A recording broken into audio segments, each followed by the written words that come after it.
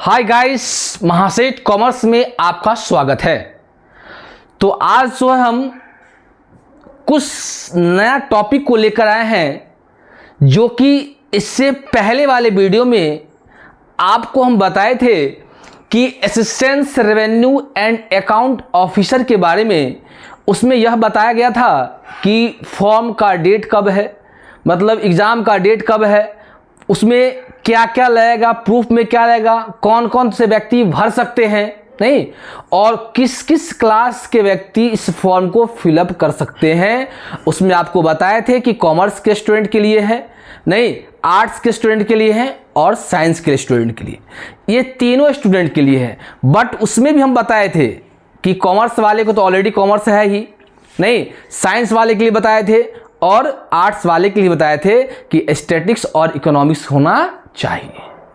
आज जो है स्पेशली जो है कॉमर्स वाले के लिए जो अकाउंट में जो है उसका जो सिलेबस क्या रहने वाला है उस पर हम आज पूरा का पूरा डिस्कस करेंगे। और ध्यान दीजिएगा कि जितना टॉपिक है सारे टॉपिक को हम प्रत्येक दिन एक एक वीडियो लेकर आपको आएंगे, प्रत्येक टॉपिक से रिलेटेड आपको हम बताएंगे। तो चलिए देखो हम देख लेते हैं कि अकाउंट में क्या सब आ सकता है नहीं, कौन कौन सा ऐसा टॉपिक है जिससे एग्जामिनेशन में आने की पूर्ण संभावना है। तो देखिए सबसे पहले आपको यहां दिया हुआ है assistant revenue and account officer commerce and accounting का सिलेबस दिया हुआ है। अब इसमें क्या सब है, पहला चीज दिया है कि फिनेंशियल अकाउंटिंग में क्या सब आएगा। पहला दिया है क्या, अकाउंटिंग स्टैंडर्ड, इसको हम लोग एएस बोलते हैं। जैसे as accounting standard cash flow का 3 होता है, अकाउंटिंग स्टैंडर्ड अगर डिप्रिसिएशन की बात बोले तो डिप्रिसिएशन का 6 होता है।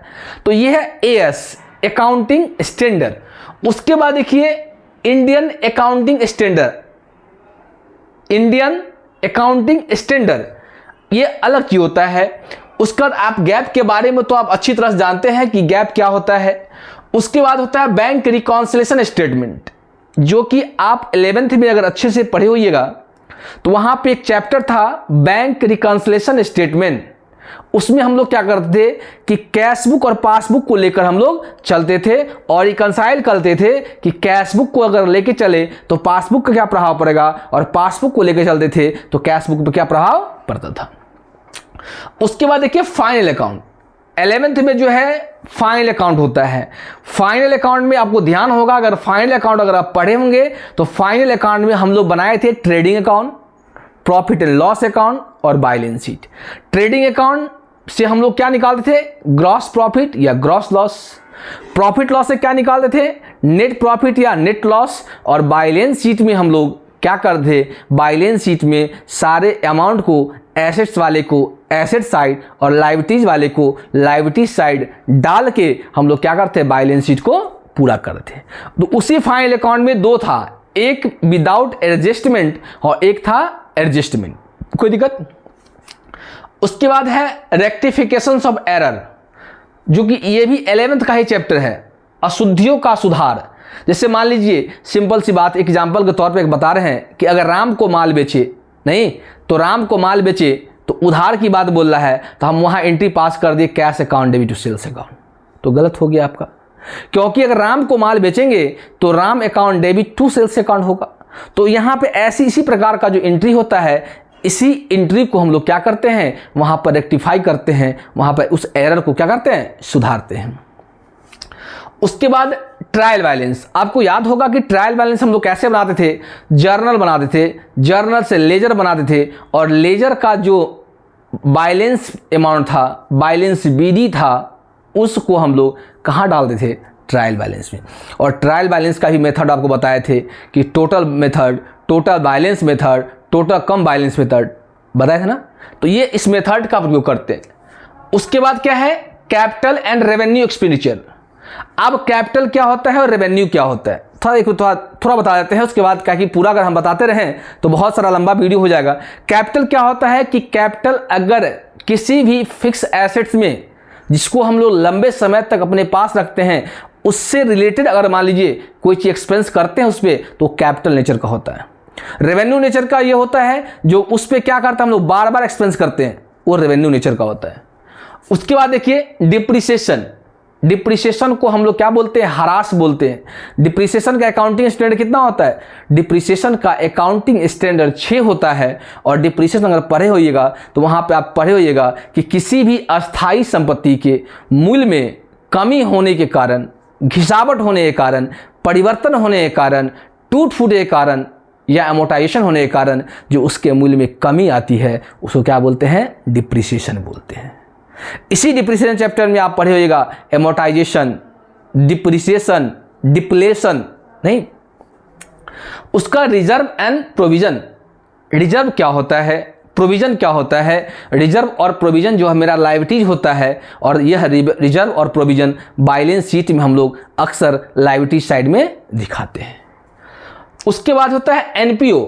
एनपीओ का नाम सुने होइएगा, जो 12 में पहला चैप्टर है NPO, not for profit organisation. तो ये एनपीओ हो गया। उसके बाद क्या है, डबल अकाउंट। आप जानते हैं कि हम लोग जो भी अकाउंटिंग का काम करते हैं डबल एंट्री सिस्टम के आधार पे करते हैं, यानी कि जितना डेबिट होगा उतना ही क्रेडिट होगा। उसके बाद देखिए कैश बुक। आप पढ़े होइएगा 11th में, नहीं, cash book just like a ledger. क्या होता है, लेजर होता है। जैसे हम लोग जर्नल से क्या बनाते हैं, लेजर बनाते हैं, वो उसी प्रकार उसमें भी एक चैप्टर है कैश बुक। कैश बुक में क्या होता है, लेजर। लेजर कहाँ से बनता है, जर्नल से बनता है। जर्नल बनाने के बाद जो एंट्री होता है उस एंट्री को सेपरेट अलग अलग हम लोग खाता खोलते हैं, उसको क्या बोलते हैं, लेजर। उसका क्या होता है, ब्रांच अकाउंट। ब्रांच अकाउंट किसका है, बीकॉम फर्स्ट पार्ट में या अभी सेमेस्टर 1 में डाला है, ब्रांच अकाउंट डाला है, जो कि ब्रांच में भी होता है डिपेंडेंट ब्रांच, फॉरेन ब्रांच और इंडिपेंडेंट ब्रांच। मतलब ब्रांच का भी शाखा होता है, नहीं तो डिटेल्स में पढ़ेंगे। उसके बाद होता है ज्वाइंट वेंचर, नहीं, और बीपीएससी में अक्सर एक क्वेश्चन पूछा था आज कि ज्वाइंट वेंचर कौन अकाउंट होता है, नहीं। तो आगे आगे है कॉन्साइनमेंट। कॉन्साइनमेंट भी बीकॉम फर्स्ट पार्ट में ही है, नहीं, जिसको हम लोग प्रेषण और प्रेषकी बोलते हैं। कंसाइन और कंसाइनमेंट की बात होता है, नहीं। उसके बाद क्या है, अकाउंटिंग प्रोसेस। मतलब हम लोग किसी भी अकाउंट का जो प्रोसेस होता है, नहीं, प्रक्रिया होता है, उसको किस प्रक्रिया के तहत उसको हम लोग बनाते हैं। अगला है बिल्स ऑफ एक्सचेंज, नहीं। बिल्स ऑफ एक्सचेंज में आप नाम सुने होइएगा, बिल्स ऑफ एक्सचेंज में कितने पार्टी होते हैं उसमें ध्यान दीजिएगा। ड्रोअर होता है, ड्रोई होता है, पेई होता है, नहीं। बिल्स ऑफ एक्सचेंज में मैच्योरिटी डेट होता है, नहीं। उसके बाद है फाइनल अकाउंट विथ एडजस्टमेंट, जो कि आपको हम पहले बता दिए थे कि जब फाइनल अकाउंट यहाँ पर हम बताए थे आपको इससे पहले यहाँ पे, तो आपको हम बताए थे कि फाइनल अकाउंट में 2 मेथड होता है, एक विदाउट एडजस्टमेंट और दूसरा होता है विथ एडजस्टमेंट। कोई दिक्कत। उसके बाद देखिए कंपनी अकाउंट क्या होता है। कंपनी में कंपनी एक्ट 2013, इससे पहले आपको याद होगा कंपनी एक्ट 1986 भी पढ़े थे हम लोग, लेकिन अब हमको पढ़ना है company act 2013। Issue of share, अंशों का निर्गमन। अंशों का निर्गमन क्या होता है, जब कंपनी के द्वारा अपने शेयर को जनता के बीच अगर जारी किया जाता है उसे इशू ऑफ शेयर कहते हैं। ये चैप्टर 12, ये जो चैप्टर किसका है, क्लास 12 के चैप्टर में कंपनी का चैप्टर का दिया हुआ है। Issue of right and bonus share, ये भी किसका है, कंपनी का ही है। कंपनी क्लास 12 में पढ़ेंगे क्या, issue of right and bonus share. उसको अगर पे बैक ऑफ शेयर, पे बैक अगर पढ़ना होगा तो आप ध्यान दीजिएगा, एक पे बैक आपको फर्स्ट पार्ट में भी दिया हुआ है, एक पे बैक थर्ड पार्ट में भी दिया हुआ है, फाइनेंशियल मैनेजमेंट में भी दिया हुआ पे बैक, नहीं। उसके बाद इशू ऑफ डिवेंचर, ऋण पत्रों का निर्गमन, ये भी आपकी क्लास 12 का इशू ऑफ शेयर के बाद अगला चैप्टर डिवेंचर ही है। उसके बाद अंडरराइटिंग ऑफ शेयर, मतलब शेयर को कैसे हम लोग अंडरराइटिंग करते हैं, कैसे हम लोग राइट ऑफ करते हैं। तो ये किसके अंदर था, फाइनल अकाउंट के अंदर। ये किसके अंदर का था, कंपनी के अंदर। अब हम लोग बात करेंगे इनकम टैक्स में क्या सब पढ़ना है। किस में क्या सब पढ़ना है, इनकम टैक्स में। तो इनकम टैक्स में पहली बात, इनकम टैक्स होता क्या है इसके बारे में पहले बेसिक जानेंगे। उसके बाद TDS, tax deducting source, tax deducting source TDS. उसके बाद सैलरी, जैसे आप थर्ड पार्ट में अगर आप टैक्स पढ़े होइएगा तो वहाँ पर पहला चैप्टर क्या आता है, इनकम फ्रॉम सैलरी। सैलरी में किसी को अगर सैलरी दिया जाता है तो सैलरी में बहुत सा चीज़ होता है, डीए होता है, बेसिक होता है, उसका डीएनएस अलाउंसेस होता है, बोनस शेयर होता है, नहीं, उसके बारे में पढ़ेंगे। उसके बाद क्या है, डिडक्शन। डिडक्शन अंडर सेक्शन बहुत आता है, 24 के तहत भी आता है, 30 के तहत आता है, 54A होता है, 54B होता है, ये डिडक्शन होता है। और उस डिडक्शन के अंदर क्या क्या आता है, छूट जाता है। बेसिकली अगर सैलरी की बात बोले तो सैलरी में डिडक्शन कितना होगा, अंडर सेक्शन 24 के तहत हम लोग 30% डिडक्शन किसमें, हाउस प्रॉपर्टी में देते हैं। उसके बाद इनकम टैक्स रिटर्न हो गया, नहीं, इनकम फ्रॉम हाउस प्रॉपर्टी हो गया, मतलब हाउस प्रॉपर्टी ये भी थर्ड पार्ट का ही है। अगर थर्ड पार्ट में अगर पढ़े होइएगा तो इनकम फ्रॉम हाउस प्रॉपर्टी, नहीं, उसमें पढ़े होइएगा municipal value, fair rent, actual rent, standard rent, gross owner value, नहीं, टैक्सेबल वैल्यू। उसके बाद income from capital gain. Capital gain ये भी थर्ड पार्ट का ही है, कैपिटल गेन, जिसमें हम लोग आपको दिया जाता है कि कोई प्लांट जो है, कोई बिल्डिंग जो है इतना में खरीदे, उसको इतना में सेल किए, उसका इंडेक्स नंबर दिया जाता है, नहीं। उसके बाद कहता है बिजनेस एंड प्रोफेशन, ये भी थर्ड पार्ट का ही पार्ट है, बिजनेस एंड प्रोफेशन। उसके बाद है इनकम फ्रॉम अदर सोर्सेज, ये टैक्स का जो है लास्ट चैप्टर है, इनकम फ्रॉम अदर सोर्सेज, मतलब इसके अलावा और सा भी इनकम होता है। उसका अगला टॉपिक है जीएसटी एंड कस्टम।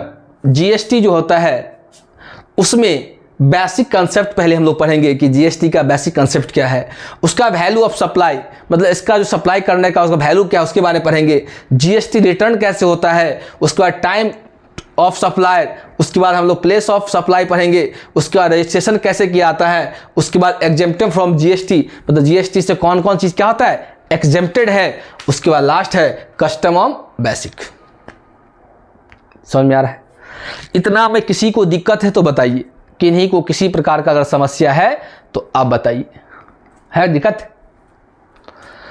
उसके बाद देखिए हम लोग आते हैं कॉस्टिंग में। कॉस्टिंग में सबसे पहले हम लोग पढ़ते हैं बेसिक चीज को, नहीं, जैसे मान लीजिए अगर इस मार्कर का लागत है तो इस मार्कर को लागत निकालने के लिए इसको सबसे पहले बेसिक से पढ़ना होगा।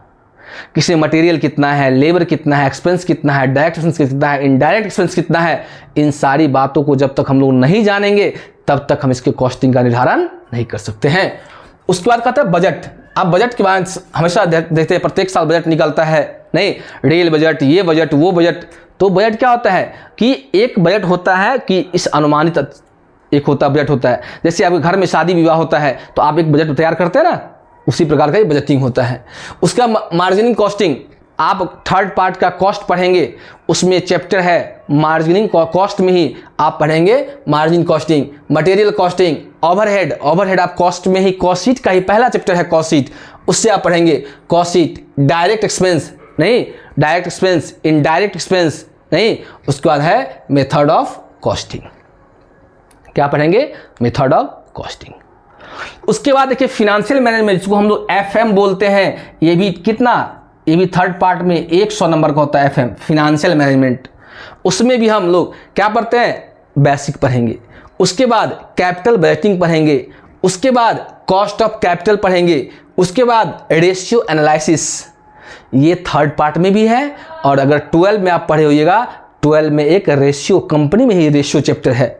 उसका कैश फ्लो स्टेटमेंट, और ये कैश फ्लो स्टेटमेंट ये क्लास 12 में भी है, और कैश फ्लो स्टेटमेंट आपको किस में, कॉस्ट में थर्ड पार्ट में भी है। कैश फ्लो स्टेटमेंट हम लोग पढ़ते हैं ऑपरेटिंग, इन्वेस्टिंग और फिनांसिंग, तीनों को मिलाते हैं तब हम लोग बनाते हैं कैश फ्लो स्टेटमेंट। उसके बाद हम पढ़ेंगे फंड फुल स्टेटमेंट, क्या पढ़ेंगे, फंड फुल स्टेटमेंट पढ़ेंगे, नहीं। उसके बाद क्या है, वर्किंग कैपिटल। वर्किंग कैपिटल समझ में आता होगा आपको कि वर्किंग कैपिटल क्या होता है। वर्किंग कैपिटल में अगर करंट एसेट्स को और करंट लायबिलिटीज को एक दूसरे से क्या करते हैं, माइनस करते हैं, तो आपका क्या निकलता है, वर्किंग कैपिटल निकलता है। जैसे मान लीजिए कि आपके पास 10 लाख है और 10 लाख में आपके पास 5 लाख बिजनेस इन्वेस्ट कर दिए, तो प्रॉफिट किससे आएगा, 10 लाख या 5 लाख, 5 लाख से आएगा। जब 5 लाख से आएगा तो वही मेरा क्या होगा, वर्किंग कैपिटल होगा, यानी कि जितना आप बिजनेस में लगाएंगे वही मेरा वर्किंग कैपिटल होगा। उसका टाइप्स ऑफ फिनांसिंग और डिविडेंड पॉलिसी, मतलब कि आपका जो डिविडेंड लाभांश डिक्लेयर करते हैं वो आपका नीति क्या है, किस प्रकार से आप लाभांश को डिक्लेयर करते हैं। उसके बाद है कंपनी लॉ। कंपनी लॉ में सबसे पहले बात पढ़ेंगे कंपनी लॉ का बेसिक पढ़ेंगे, उसके बाद पढ़ेंगे डायरेक्टर, उसके बाद पढ़ेंगे डिविडेंड, उसके बाद क्या बाईबैक, उसके बाद audit and auditor, books of accounts, issue of bonus share, format of company, management and administration.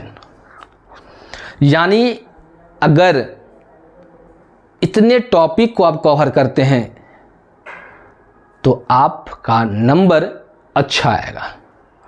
लेकिन आप समझ रहे हैं कि इतना टॉपिक जो है और अप्रैल चल रहा है, 27 जुलाई को एग्जामिनेशन है और आप अगर मेहनत नहीं करेंगे तो आपको लग रहा है क्या आप बिना मेहनत का इतना चीज़ कवर हो जाएगा? नहीं होगा। आप कहीं ऑनलाइन भी क्लास अगर परचेज करते हैं तो वहां भी आपको डीपली नहीं बताया जाएगा। क्यों नहीं बताया जाएगा? क्योंकि समय कम है, लैक ऑफ टाइम, समय कम है, जिसके कारण आपका कोर्स पूरा नहीं हो सकता है। अगर आप चाहते हैं कि नहीं हम कोर्स खरीदें तो कोर्स खरीदी से कोई दिक्कत नहीं है, नहीं, लेकिन साथ साथ आप अपना सेल्फ स्टडी कीजिए। नहीं, हम तो ज़्यादा बेटर कहेंगे कि आपके पास अगर बुक है, 11th का अकाउंट है, 12th का अकाउंट है, first part, second part, third part का है, तो आप खुद से कोशिश कीजिए। नहीं, वैसे भी हम आप जितना टॉपिक दिया है प्रत्येक टॉपिक से रिलेटेड पर डे क्लास लेकर आएंगे, अपने ऐप पे नहीं, यूट्यूब पे लेके आएंगे। नहीं, और आपको प्रत्येक चैप्टर के बारे में आपको हम डिटेल्स में आपको हम बताएंगे। ठीक है, तो उम्मीद है कि आप इसको अच्छे से समझे होइएगा। नहीं, फिर भी अगर किसी को किन्हीं प्रकार का समस्या अगर है तो कमेंट सेक्शन में आप कमेंट कर सकते हैं, कोई दिक्कत। अगर ऐसे वीडियो अगर आप देखना चाहते हैं तो आप इस चैनल को सब्सक्राइब करें। जो नए हैं, जो इस पर चैनल को पहली बार देख रहे हैं, वो भी सब्सक्राइब करें, ताकि ऐसा वीडियो हम बार बार डालते रहते हैं, ताकि आपको ये इन्फॉर्मेशन मिल सके। और कल से हम लोग यूट्यूब पे आएंगे, नहीं, और प्रत्येक चैप्टर का टॉपिक वाइज वीडियो डालेंगे, जिससे आप अगर 10 मिनट टाइम देकर अगर उसको देखते हैं, 15 मिनट टाइम देखते हैं, तो उम्मीद है कि ये एग्जामिनेशन से पहले ये पूरा कवर कर लिया जाएगा। कोई दिक्कत? तो आज का वीडियो हम यहीं पे एंड करते हैं। जय हिंद, जय भारत।